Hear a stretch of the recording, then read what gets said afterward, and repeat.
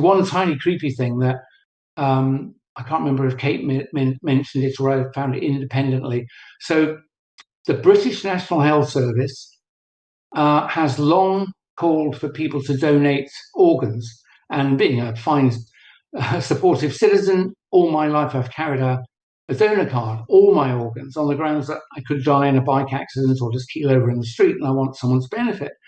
Now I have learned that you can't remove organs from a person and transplant, for transplants, unless you're, bluntly, you have to still be alive. You have to have blood circulation, must be oxygen in the blood. So either a machine is ventilating you and your heart is pushing the blood around, because once you're dead, after a relatively short period of time, pretty much all the organs are useless.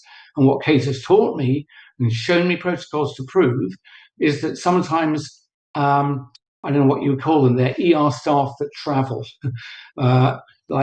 We have something called an air ambulance, and those people are sent out to places where the person can't be easily recovered by conventional ambulance, and they have a protocol of what they do. And it seems to me, just to cut to the chase, that if you are a person who has organs that the system wants, I'm not saying the ER people have anything to do with this, but if the system detects that your medical records say that, if available, we'll have all of Yeadon's organs because we've got customers, then they treat you differently than if you're not of interest, and then they will just try and stabilize you. And I know this is true because I was reading one protocol, and Kate will correct me if I've got this wrong.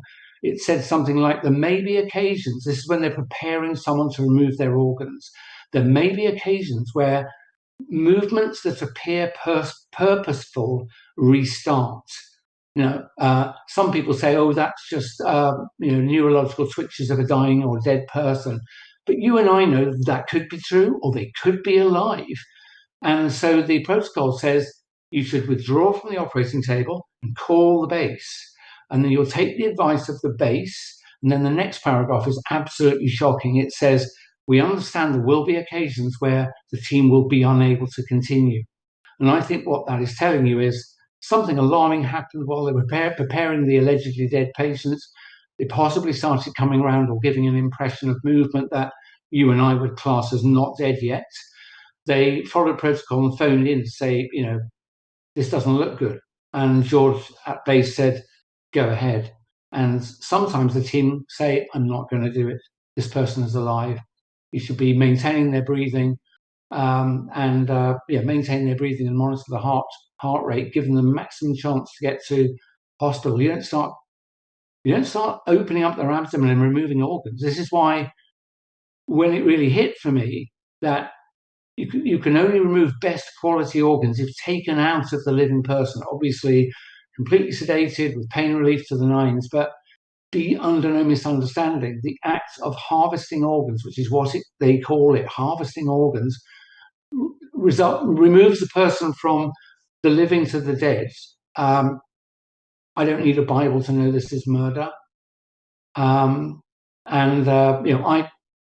wasn't very religious at the start of 2020. I've done an interview on this. In the middle of 21, something happened to me that has completely reconnected me to the divine. And I know what I'm doing is for a purpose, no matter what happens to me. And when Kate described what was going on, I had that same ghastly sort of Resident Evil feeling. So I'm sure that's what they're doing. So